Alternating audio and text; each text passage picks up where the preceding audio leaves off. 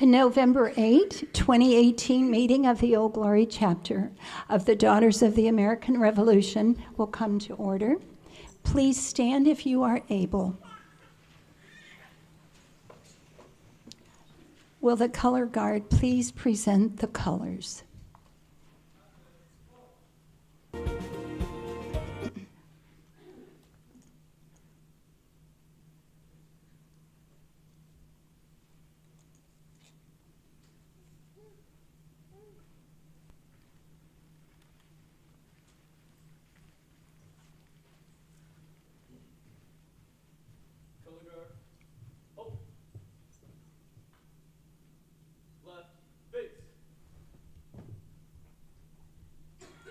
Since we have so many visitors with us today, I am Anna Schaefer, the Old Glory Regent, and this is Mary Bush, our chaplain.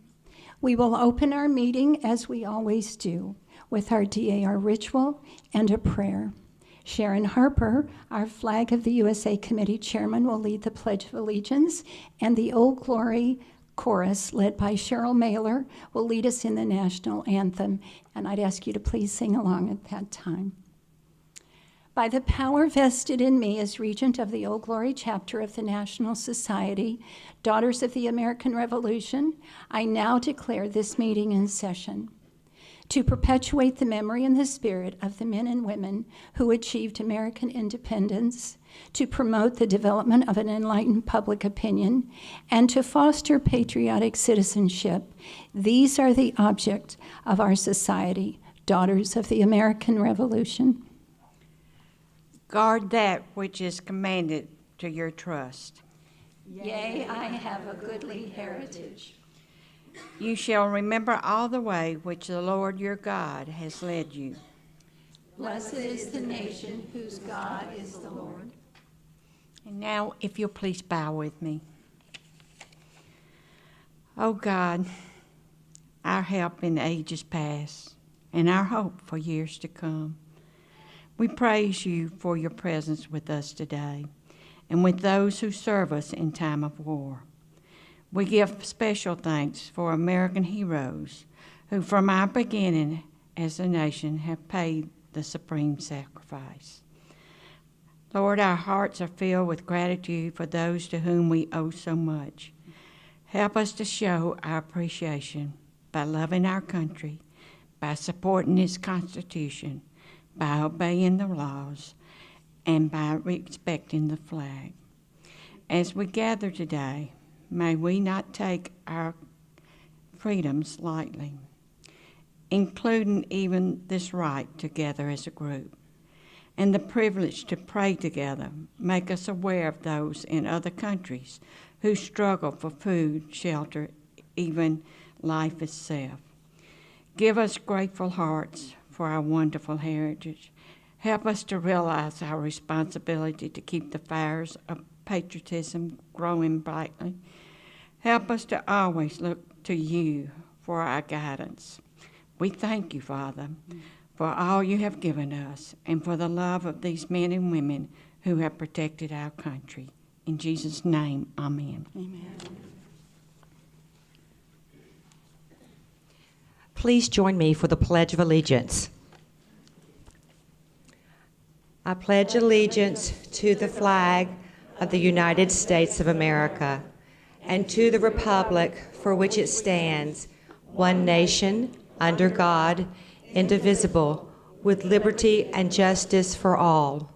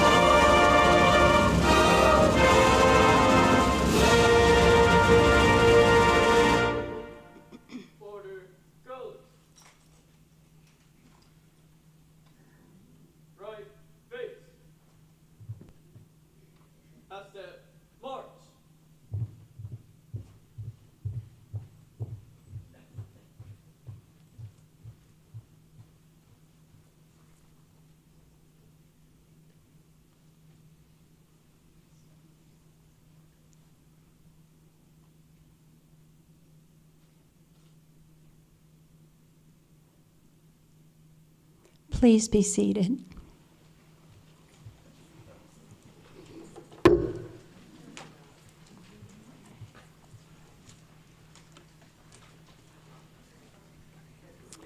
The DAR, founded in 1890 and headquartered in Washington, D.C., is a nonprofit, non-political volunteer women's service organization dedicated to promoting patriotism, preserving American history, and securing America's future through better education for children.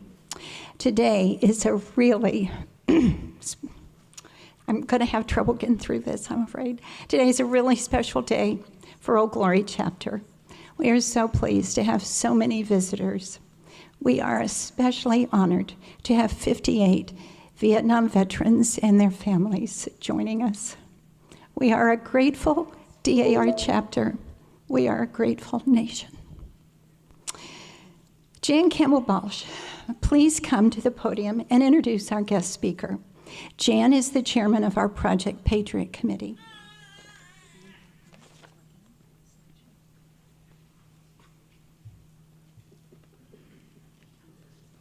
Welcome. Lieutenant Colonel Witkowski is a native of Milwaukee, Wisconsin. He enlisted as an airborne infantryman in 1990 and was commissioned through Officer Candidate School in September 2000. His duty positions include airborne rifle squad leader, platoon sergeant, drill sergeant, platoon leader, company executive officer, company commander, battalion executive officer, brigade operations officer, aide-de-camp to the Vice Chief of Staff of the Army, and he currently serves as the battalion commander of the 1st Battalion of the 506th Infantry Regiment in Fort Campbell. Lieutenant Colonel Witkowski has deployed 6 times in support of Operation Desert Shield, Desert Storm, Operation Joint Endeavor, Operation Iraqi Freedom, and Operation Enduring Freedom. He's earned a Bachelor of Arts in History from Columbus State University and a Master of Arts in Military History from Austin Peay State University. His awards include 3 Bronze Star Medals, 6 Meritorious Service Medals, the Combat Infantryman's Badge, 2nd Award, Expert Infantryman's Badge, Ranger Tab, Master Parachutist Badge, Pathfinder Badge, Air Assault Badge, Army Staff Identification Badge, and the Drill Sergeant Identification Badge.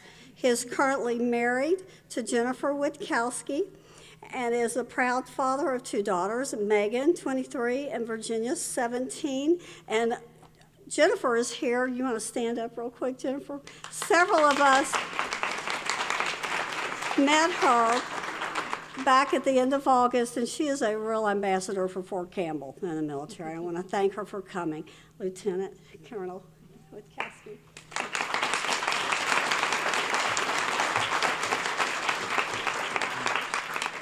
Thank you. Hey, wow, it certainly sounds like I did a lot of stuff. So, hey, I was just doing my job. I'm a recipient of some of your tax dollars, so I'm just a great American, or an American doing what Americans do for each other. So, why I came here today is I wanted to talk about Fort Campbell, Kentucky. So, I'm pretty sure that you know there is Fort Campbell, a little bit, about an hour and a half to the north.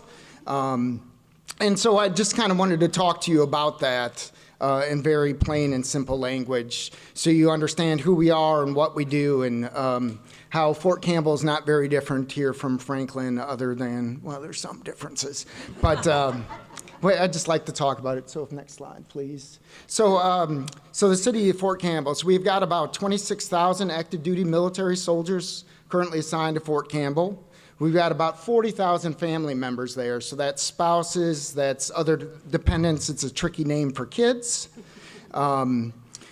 We've got people also, what people don't understand is the Army is so much more than just the uniformed soldiers. We also have Department of the Army civilians that work. We have contractors that work for us. And Fort Campbell is this great community of all these people. We also have about 65,000 military retirees that live in the greater Fort Campbell area. So the community is, we've got a boundary of Fort Campbell. If you look on a map, it's got a little line that said, this is it. It's a gated community.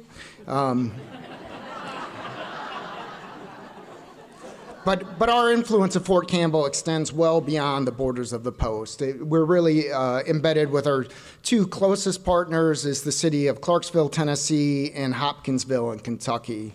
So if you see on that little map, you'll see that we straddle both states, and I'll tell you a story about that in a second. And you also see that we are in 4 different counties, 2 in each state. So that's kind of good news. So if you take a look, the majority of Fort Campbell is in Tennessee and not Kentucky.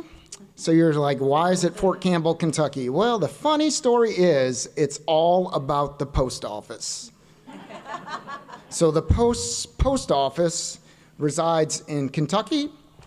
So that's why we're Fort Campbell, Kentucky. I will tell you that Amazon does have problems delivering to the Tennessee portion of the post. Jennifer spent a great deal of time, multiple phone calls, emails, talking to service representatives to let them know that, yes, we are indeed on the Tennessee side of Fort Campbell, Kentucky. So we've got about 25,000 people that live on Fort Campbell, and that's a mix of family members. So there's housing for families. So right now, Jennifer and I and our daughters live in quarters. So we live in a house. We have a fenced backyard, a privacy fence. There's a playground like 2 houses away from where we live. So it's very much, just every town USA. Additionally, we have barracks for the soldiers that are here that are bachelors. And I'd like to just think of those as not really barracks, but they're kind of like college dormitories. But we make sure they clean up after themselves. And we keep them out of trouble when things get rowdy. But really, that's who lives on the post. Next slide, please. So just talk a little bit about the amount of money that Fort Campbell brings to the community. So soldiers' military pay is about $1.5 billion that we bring in each year. The retiree, the 65,000 retirees I talked about bring almost a little bit more than what the active duty soldiers bring to the community. So what's the big deal about that is we kind of bring $4.75 billion to Tennessee and Kentucky. So we're Kentucky's #1 largest single employer, and we're Tennessee's #2 largest single employer. So we provide a lot of jobs to the community and provide a lot of income that goes back through it. So our new senator here in Tennessee, who used to be our congresswoman, so she's got very close ties with Fort Campbell and has been a Fort Campbell partner for a long, long time. Next slide, please. So just a little bit about Fort Campbell. So I just kind of want to impress that Fort Campbell is just like any town USA. So if you look in that upper photograph, it might be a little hard to see, but that's Starbucks. So we've got a full range of restaurants and places to go. We've got our own Burger King, fine dining, Burger King, Taco Bell. We've got a Domino's. We've got 2 Chinese restaurants. We've got Popeye's chicken. We got some sort of Philly cheesesteak place, and everyone's happy that we have a Qdoba as well. So there are plenty of places for the people that live on Fort Campbell to go get something, just like you do in any town. We've got over 4,000 family dwellings, whether that's kind of duplexes or row houses in some areas. Some places they're single family dwellings, like the area that Jennifer and I live in.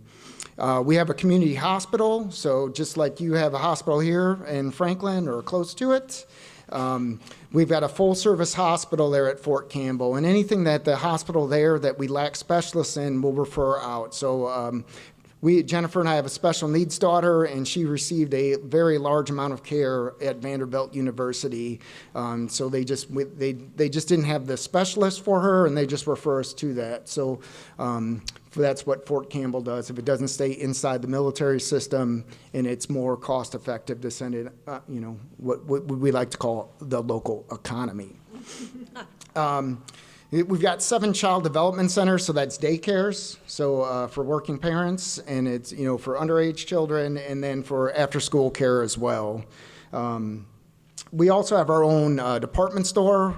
We call it AFES Exchange, or the PX, but you just think of it like a really nice Target. So they've got a full range of whatever you need is kind of there, from sporting goods to toys for kids to I don't know, like North Face clothing and Levi's. Like, you know, we're everyday people. It's an everyday store. It's just a really big, nice Target.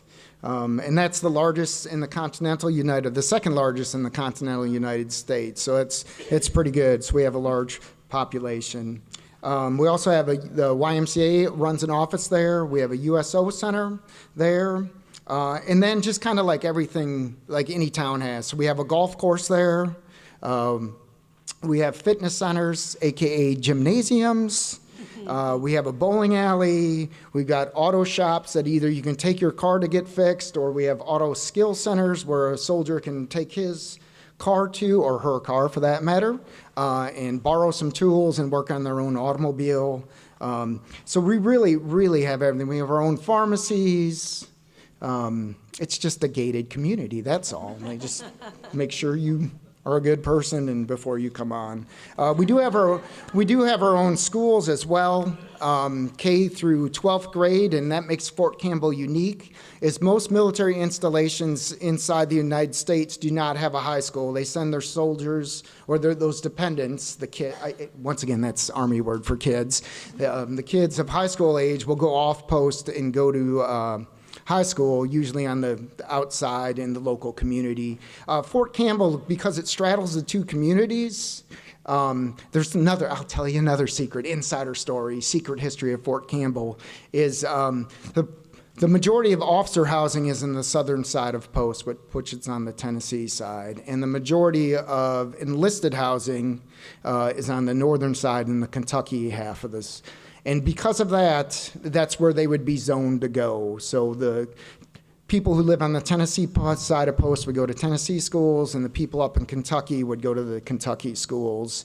There's a slight disparage in school rankings between Tennessee and Kentucky. I'll just say the Tennessee ones rate a little higher. And because of that, I think the Army will always maintain their own high school, because it would have the perception that we send officers' children to better schools and enlisted soldiers who send to schools that are not doing as well. And to prevent that perception that we care about one more person than the other, that we maintain our own high school, and I think we will for the foreseeable future, but it is unique to Fort Campbell. Now, our overseas installations, they have high schools overseas. So that's really kind of what we're about and what we have on Fort Campbell. It's really no different than any place. We got playgrounds, we've got pools, both indoor and outdoor. We've got a skeet range. We have horse stables. You can go horseback riding. We got climbing walls. Just really about anything in most communities that you would expect to have, we have on the city of Fort Campbell. Next slide, please. And just a little bit about Fort Campbell. So these are the three major units that reside at Fort Campbell. We have multiple other ones that do as well. So we have the historic 101st Airborne Division, the Screaming Eagles. So if you ever saw the Band of Brothers, the HBO show, the miniseries they had, so that's the Band of Brothers. Or for you Vietnam vets that might have seen the movie Hamburger Hill, that's also another 101st film. And that's about a 21,000 soldier unit that has a worldwide mission to deploy, fight, and win anywhere in the world. The 101st specialty is operating out of helicopters. No one else in the Army can do large scale, we call it air assault, but basically it's putting a whole lot of helicopters together, putting a lot of soldiers on, and then flying them to an enemy-controlled area, and then we'll fight and expand our enlargement from there. We also have the 160th Special Operations Aviations Regiment, the Night Stalkers. So if anyone saw the movie Black Hawk Down, those helicopter pilots, those are those guys. And what they do, they're the Army's very best of the best helicopter pilots. And they specifically support the United States Special Operations Command. So all our commandos get moved about the battlefield by these very, very highly trained aviators. And then the other unit of note is the 5th Special Forces Group, so the Green Berets. So a relatively recent movie, I think, was 12 soldiers, about a unit of Green Berets in Afghanistan that fought on horseback, if anyone saw that movie. I see some heads nodding. Good. So those are those guys, the real snake eaters. So they actually, don't spend a whole lot of time on Fort Campbell. They rotate in and out, and they are very quite busy. And the collection of these units, the Night Stalkers, the 5th Special Forces Group, and the 101st are constantly deployed. So right now, the division commander and the division staff are in Afghanistan, wrapping up a 9-month tour. They'll come back next month. The unit I'm assigned to, we're headed off to Iraq for a wonderful 9 months. One of our sister brigades just came home from Afghanistan as well. So we are constantly rotating forces overseas. So although that we're kind of done with major combat operations, or with combat operations per se in Iraq and Afghanistan, we're still sending soldiers to those locations to advise either the Afghan National Army or the Iraqi Army in some capacities. So, and I think that's it. Do we have one more slide? We don't want to talk about that one, I don't think. All right, so we'll talk about this one a little bit. So Fort Campbell, so one portion of it, generally the east side of posts. If you need to give me the hook to get off, I can stop anytime. I'm kind of passionate about this. So the east side of posts is the main post. It's all the built-up area. Built-up area means the city part. And then we have great expanses of land to do training on. And you can kind of see those number there. A chunk of that land is actually used so we can shoot our weapon systems. We got a lot of things that blow up. So we shoot into an area and then nobody goes inside that area. So that's land we have and need, but we can't do anything with the land except shoot more things in it that blow up. And then we have, we call it maneuver land, so areas, that we can actually get out and exercise our warfighting capabilities and set up, and we call it the field, but it's going to the woods and doing our primary warfighting mission. We got a slew of ranges out there, 108 ranges. We can shoot everything from pistols to rifles to machine guns, to missiles, anti-armor rockets, the helicopters, do their strafing runs and their rocket attacks, all in the training area there. So it's a pretty big area for us to do this. And then we control our own airspace over Fort Campbell. So we've got air controllers that do that for us, and so we don't have people flying into rockets and bombs and artillery that we're shooting. And I think that's it. All right, so I'll just wrap it up real quickly. So Fort Campbell, in my assessment, like for me, it's my home. It's where my dog and kids are at. But Fort Campbell is really, in my opinion, it's no different than any other town. We have any amenity that you could possibly think of that any town would have. We even have some boutiques at our mall. Of course, they kind of specialize in costumes that look like this. So we kind of have the whole gambit of things. So I'd be happy to entertain any questions you all have, and it's been an absolute pleasure to talk to you all today.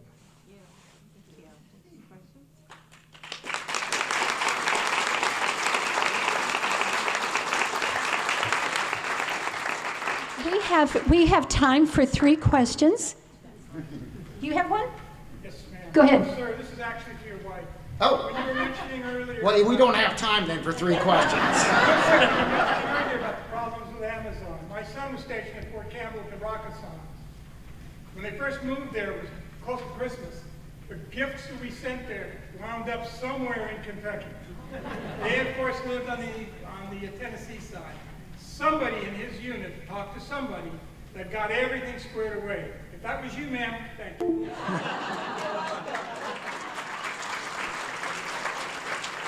Anyone else? Sarah Ford? What's your greatest need from civilians? Sarah wants to know what would be the greatest need that civilians could meet for folks at Fort Campbell. Is that what you're asking, Sarah? So I think kind of just understanding. So I hate to say this, but the military in a lot of respects is a family business. So sons follow their father's footsteps, daughters follow their father's and mother's footprints into the service. In a lot of respect, we see a lot of it being a family business. And the strength of the Army is and the armed forces in general is diversity.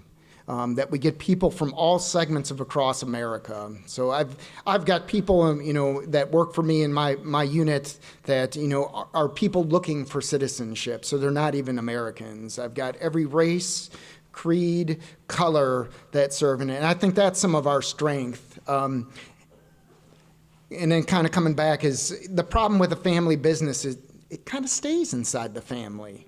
And where we could use your help is events like this for people to get a chance to know, yeah, we're your army, right? We're your soldiers. And the more opportunity for you to see that, we're not some, I don't know, robotic, kind of monsters, that we're sons and daughters of, of you all. So I think it's best if you can just help us get the word out that, we're like everybody else. We're not some sort of cult. We do maintain high physical standards, and, that's because it's a rough and tumble business that we're in. Yes, ma'am. In recruitment, I believe it used to be, they called my son after he got out of high school and said, young man, would you like to come on? And he said, well, I've had ADHD my life. And they said, have you ever been medicated for that? Yes, sir. And they go, well, thank you. Have a good day. Have they loosened up their restrictions on people's, medical health any, or is it pretty much, see what I'm saying? I see. So the question is the kind of entrance medical requirements for the service. I would say there's times where we got really busy. So I'll say during the last 17 years earlier, the Army did loosen some standards to get more people into the Army. We were extremely busy in Iraq and Afghanistan, and the Army grew. As things calmed down in Iraq and Afghanistan, Congress, which determines the size of the military doesn't get to choose how big it is. It's legislated in law every year how big the military can be by service. And so when they say grow, standards get loosened. And when the Army contracts, standards kind of return to the baseline. So I guess I didn't answer your question. Did I answer your question? Or did I tap dance around it? Certain things are real common, and if you've got all these fine people growing up, they think, well, they won't need me because I'm not perfect. Well, I've got bad eyes, or I've got bad ears, or I've got this or that, then they think I won't even try to, be recruited. Yeah, that's great. So I will say right now, I don't know if anyone has paid it. No one does. Why would you pay attention? But the Chief of Staff of the Army, one of the big things for the Army is our readiness and our deployability. So let's say my battalion has 715 soldiers. When I'm full strength and fully manned, I have 715 soldiers, right? Or we'll just say 1,000 to make it easy. If 10% of my formation is not physically able to do their job, then I can deploy only 90% of my formation to do our warfighting job. So if I don't have healthy, physically fit people, it impacts my ability to, be an implement of national policy, i.e., in our case, I'm an infantryman. Our mission is to close with and destroy the enemy with close combat or repel his attacks by counterattacks. It is a very rough and tumble business that requires some very fit people to do. Now, we can take people at a fitness level here and bring them up here. Right, and there are certain standards for certain jobs. There is a sliding scale for that. Thank you, Meg, and thank you, Colonel Witowski. This was a treat to get to meet you and your dear wife, and we appreciate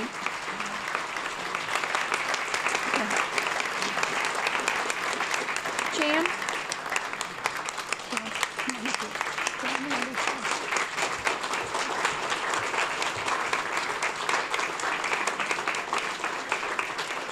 Thank you. We so appreciate what Colonel Witowski does and all of the soldiers at Fort Campbell. Please have a seat. And this is a token of our appreciation for taking time out of your busy schedule. Very nice to meet you. Very nice to meet you. Oh, this is yours.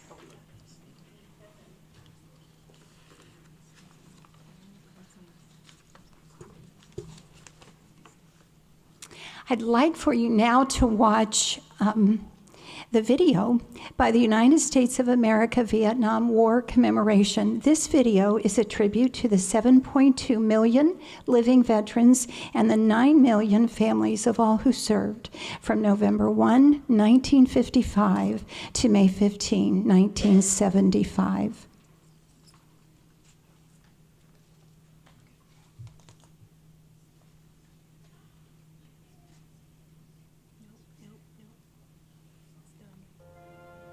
Nine million Americans served during the period of the Vietnam War. They represented 10% of their generation. 6 million of them were volunteers. They were the oldest and best educated force America ever sent into harm's way. 97% would be honorably discharged. And today, the vast majority of them testify with their actions and their words that they are proud of their service and would serve again if called.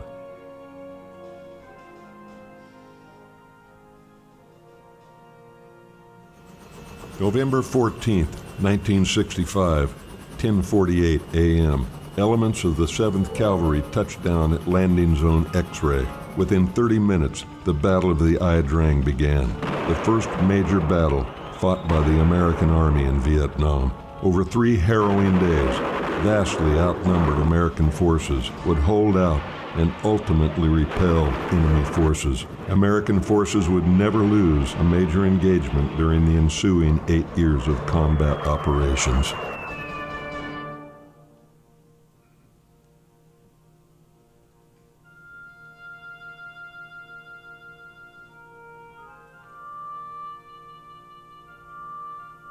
Known as the Wall, the Vietnam Memorial stands in honor of those who served in the Vietnam War.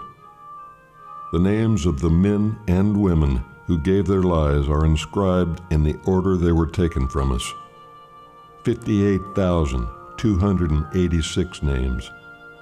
The youngest was Marine Private First Class Dan Bullock at 15 years of age, and the oldest was Navy Petty Officer First Class Kenna Taylor at 62. There are 3 sets of fathers and sons, 1 set of stepbrothers, 39 pairs of brothers, 8 women, 16 clergy, and 155 Medal of Honor recipients. And let us not forget, there are still more than 1,600 missing and unaccounted for personnel.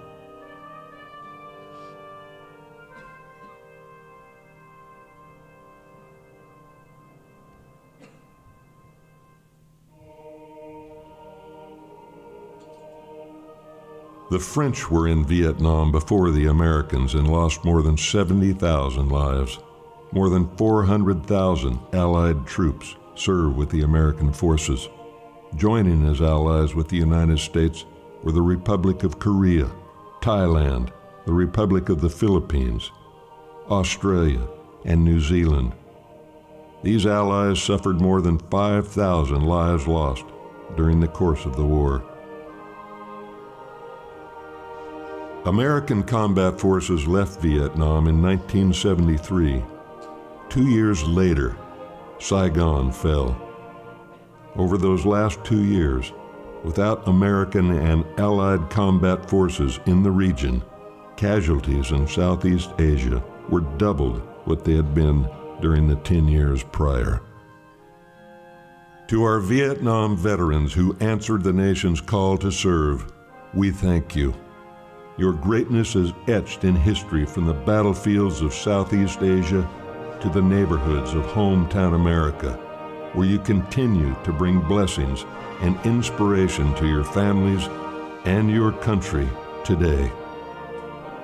To the families of our Vietnam veterans, we thank you for the greatness of your support, sacrifice, vigilance, and compassion. And to our allies who stood by us 50 years ago, we thank you.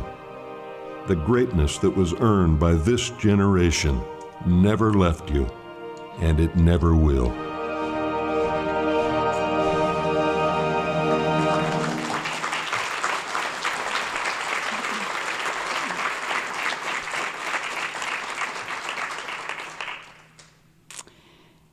Lisa Kinney is our DAR Service for Veterans Committee Chairman and has organized the next part of our meeting. Lisa, you can take over.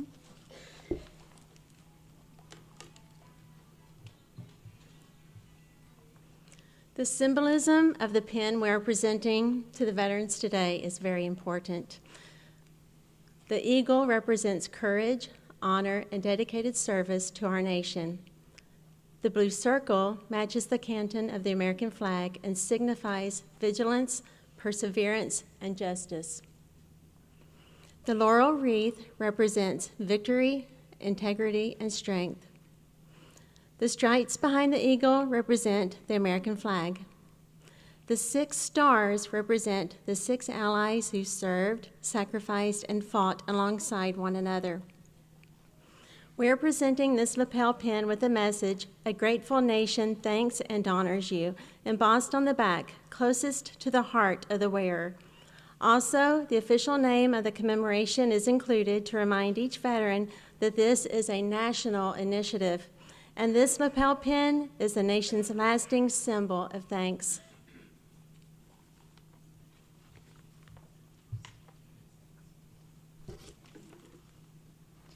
I have a proclamation from Mayors Anderson and Moore, which I shall read in part. Veterans, you will receive a copy of the proclamation. Whereas our nation is observing the 50th anniversary of the Vietnam War, we proudly join with the United States of America War Commemoration to recognize, thank, and honor those U.S. military veterans, especially our local veterans, men and women of every background and branch of service, who answered our country's call to arms during the period of the Vietnam War. And whereas no words or ceremonies will ever give full merit to their service, it is never too late to pay tribute to the living Vietnam veterans and their families. And whereas the Old Glory chapter of the Daughters of the American Revolution have joined together with the United States of America Vietnam War Commemorative Partner Program to honor the service, valor, and sacrifice of our living Vietnam War era veterans and their families through commemorative ceremonies. Now, therefore, be it resolved that I, Ken Moore, as mayor of the city of Franklin, and I, Rogers Anderson, as mayor of Williamson County, Tennessee, do hereby proclaim the 8th day of November 2018 as the commemoration of the 50th anniversary of the Vietnam War throughout Williamson County, and offer our enduring gratitude to our Vietnam veterans.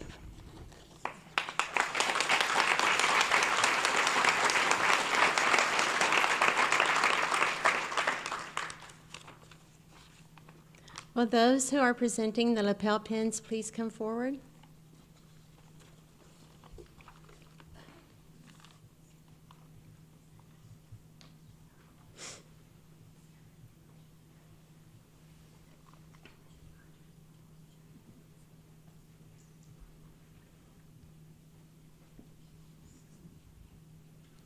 Presenting the lapel pins today are Rogers Anderson, Mayor, Williamson County; Ken Moore, Mayor, City of Franklin; Anna Schaefer, Old Glory Regent; Sarah Ford, Old Glory First Vice Regent; Tori Russell, Past President, Matthew Fontaine Murray Society, Children of the American Revolution.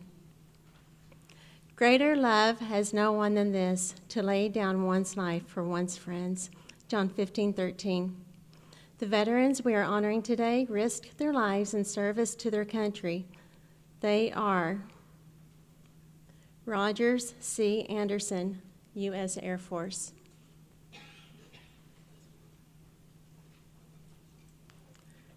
Ken Moore, U.S. Army;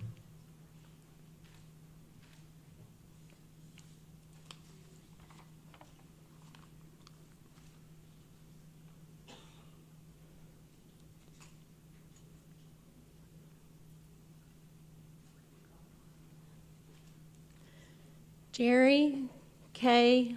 Aldridge, U.S. Army. Should I start reading? Okay.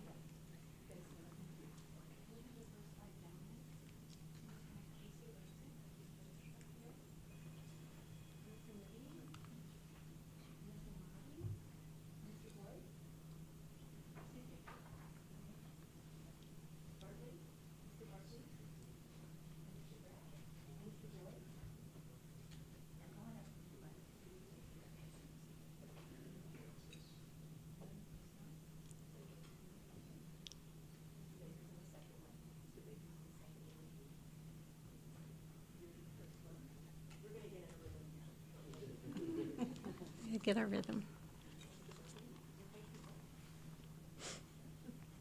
Okay.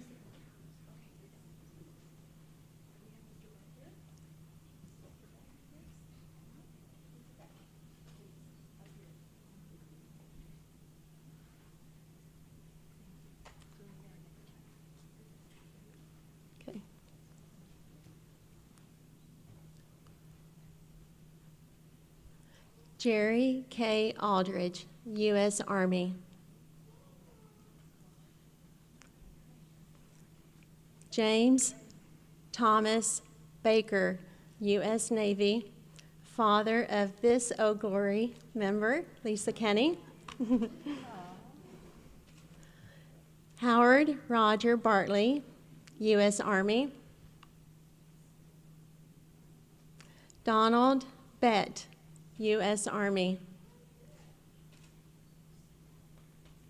Guy Boy, U.S. Army.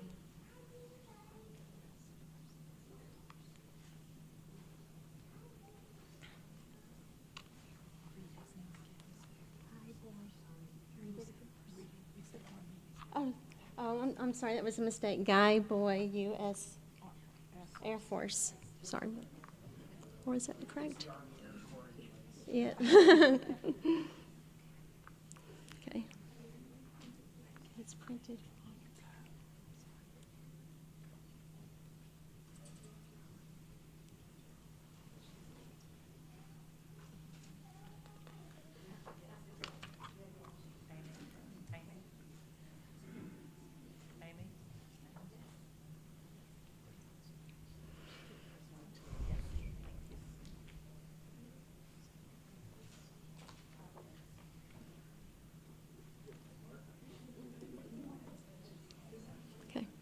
Charlene F. Budd, U.S. Air Force.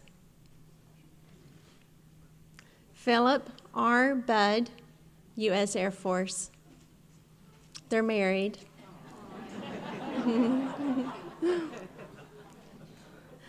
Murray Dennis Bush, U.S. Navy, husband of Oh Glory member Mary Bush. H. Gary Clark, U.S. Air Force. Sterling Kramer, U.S. Army. Oh, I'm sorry, and also H. Gary Clark is the husband of Oh Glory member Dottie Clark.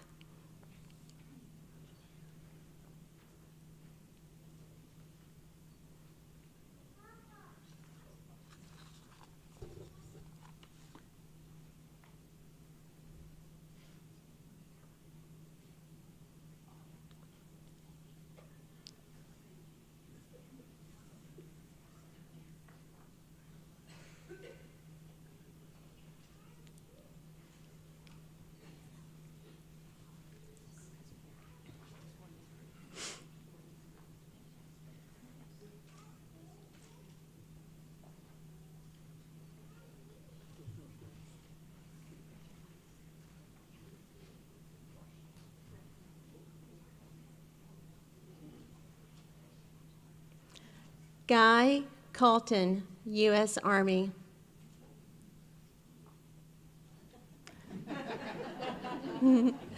John Farish, U.S. Army. Jerry Fly, U.S. Army.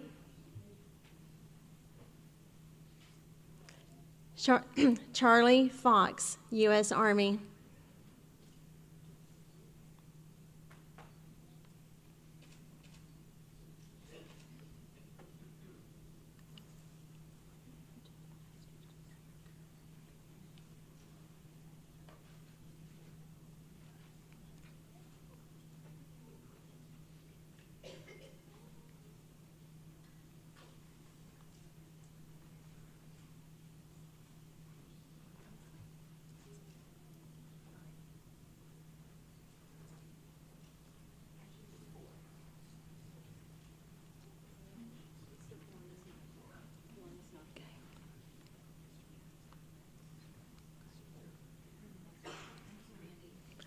Don Harbin, U.S. Army.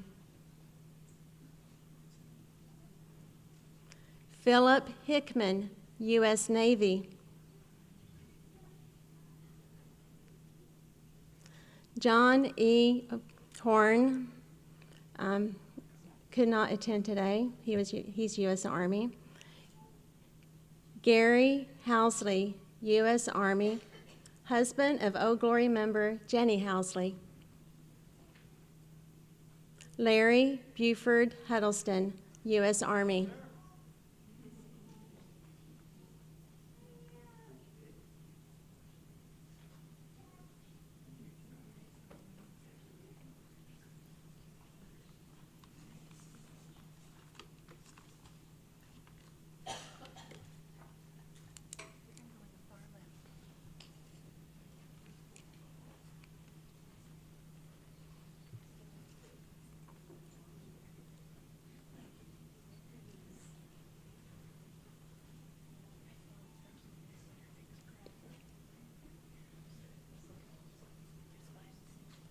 Randy Huffman, U.S. Army.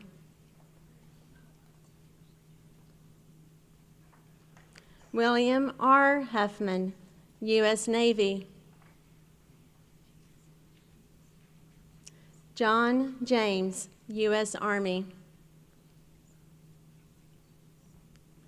William Herb Jones, U.S. Army. Leonard Lynn Lanham III, U.S. Army.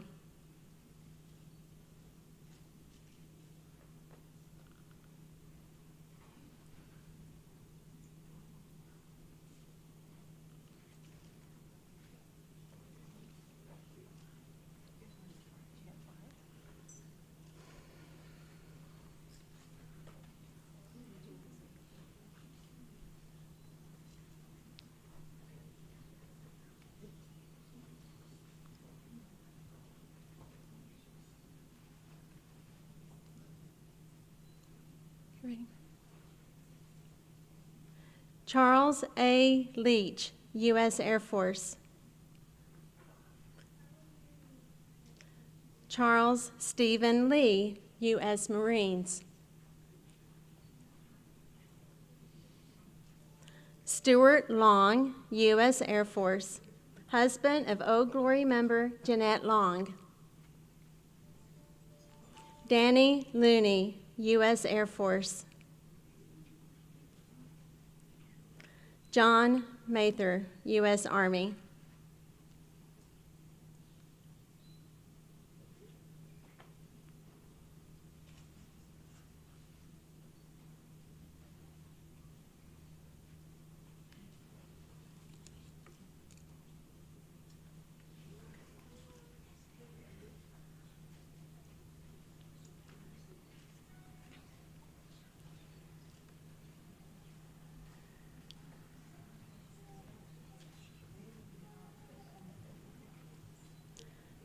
Thomas Mitch Miller, U.S. Navy. David Mitchell, U.S. Army. Michael Moody, U.S. Army, husband of Old Glory member Shirley Moody. Don Morvay, U.S. Army. Edward D. Mueller, U.S. Air Force.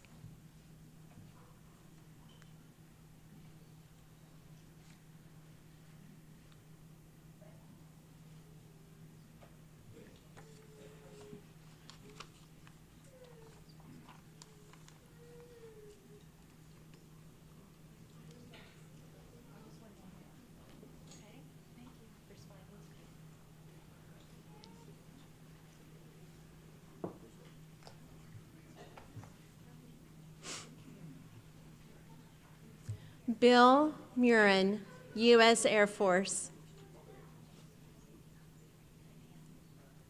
Randall W. Pierce, U.S. Army. Michael Reed, U.S. Army.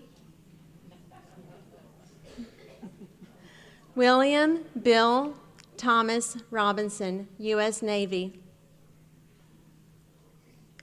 Theodore Scalise, U.S. Air Force.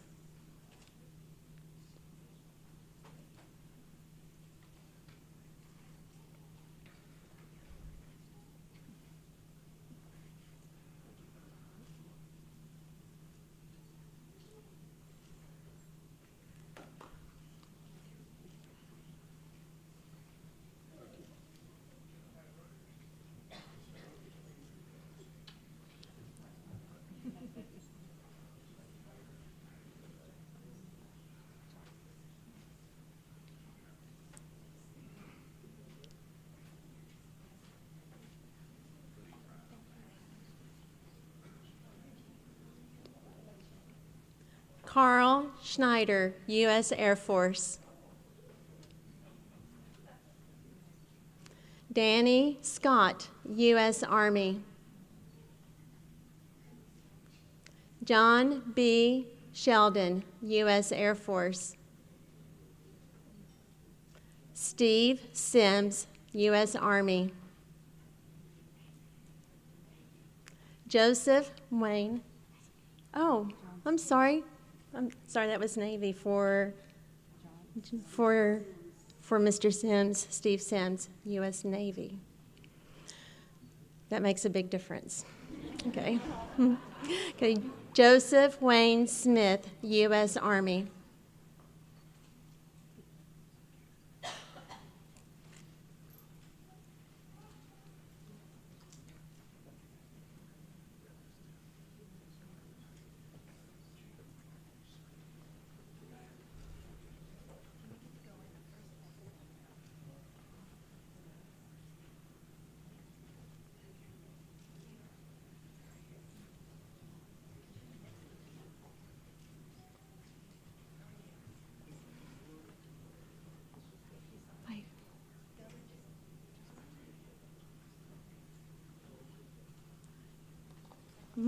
Is Michael D. Smith here? Okay. Michael D. Smith, U.S. Army. Okay. Okay. He is here. That's good.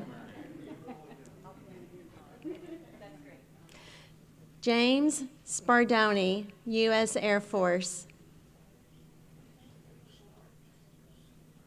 Patrick Stella, U.S. Air Force. David Stevenson, U.S. Navy. Ron Tapscott, U.S. Air Force.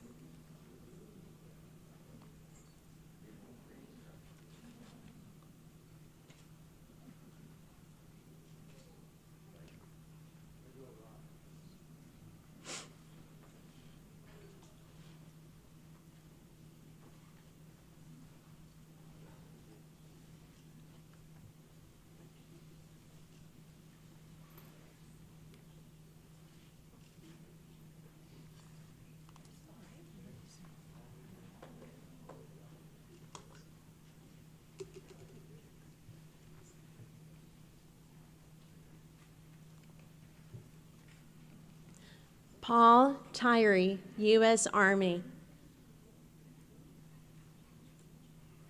Richard Vaughn, U.S. Marines.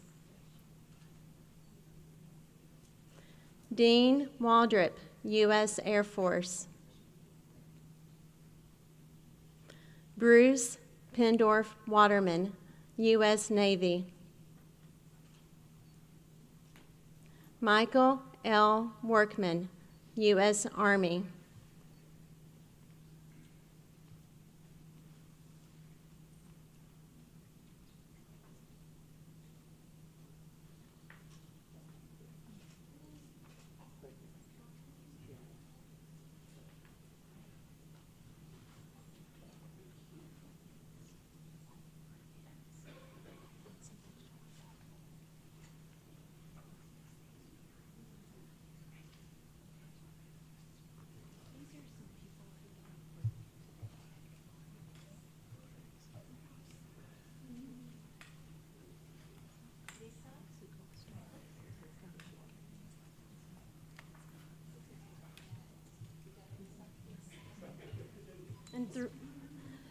And 3 that came today. You can see if he's here.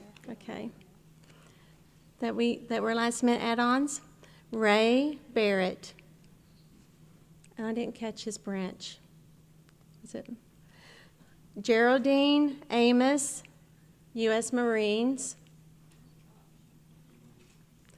Harry L. Dugan, U.S. Army. And is Mr. Kerry Ward here?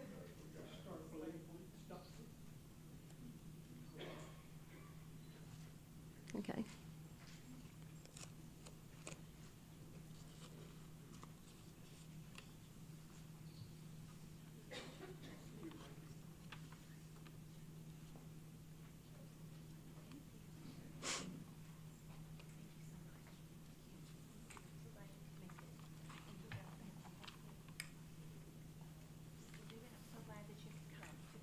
Christy Malone, Old Glory member, is accepting a pin for her brother, Mark R. Prindeville, U.S. Navy.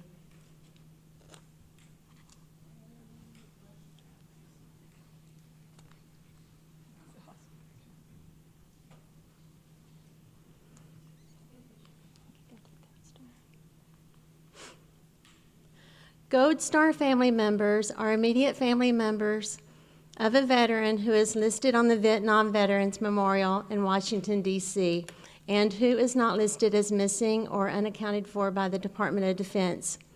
We are remembering Sergeant Larry Sweet, United States Army, who passed away September 14th, 1969.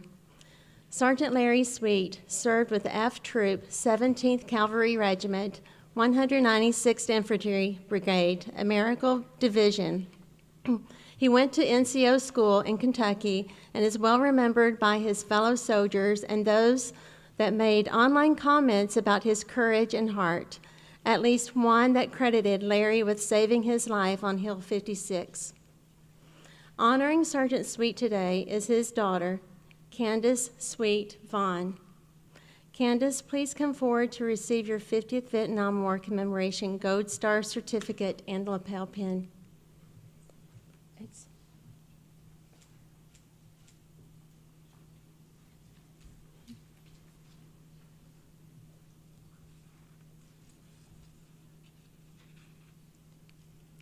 Thank you, Candace. We are remembering Specialist James P., United States Army, who passed away January 7th, 1968, while assisting a fellow soldier who had been hit by enemy fire. He was awarded the Bronze Star and Purple Heart. Specialist James Edmund P. served with Company A, 14th Infantry, 25th Infantry Division, and was at Fort Polk for his advanced training, and was a 1964 graduate of Franklin High School. He is remembered by his high school classmates and those with whom he served as a good friend and a kind man. In October 2014, a bridge on South Hall Road in Franklin was dedicated to his name. Honoring Specialist P today are his sisters, Phoebe Davis, Lula Sullivan, and Abby Glover. Along, his surviving spouse was supposed to be here today, but wasn't able to make it. Ladies, please come forward to receive your 50th Vietnam War Commemoration Certificate of Honor and lapel pin.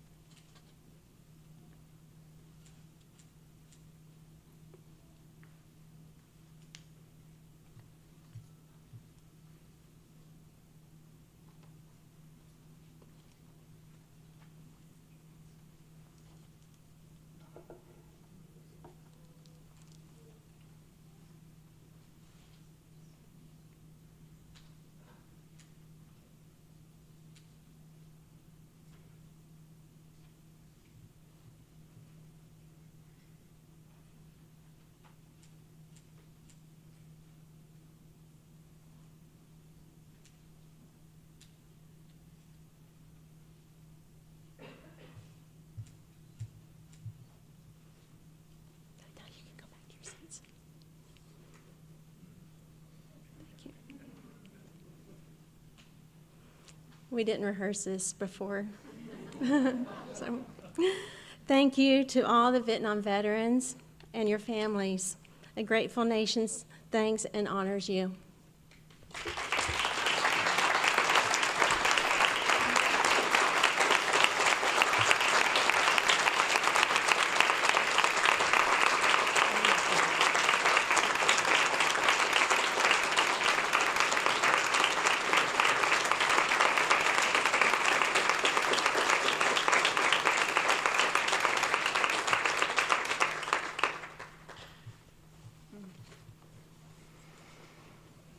Thank you, Lisa, for helping us honor our veterans. At this time, I would like to recognize anyone else who has served in any of the armed services, and I'd also like to recognize our first responders. Please stand.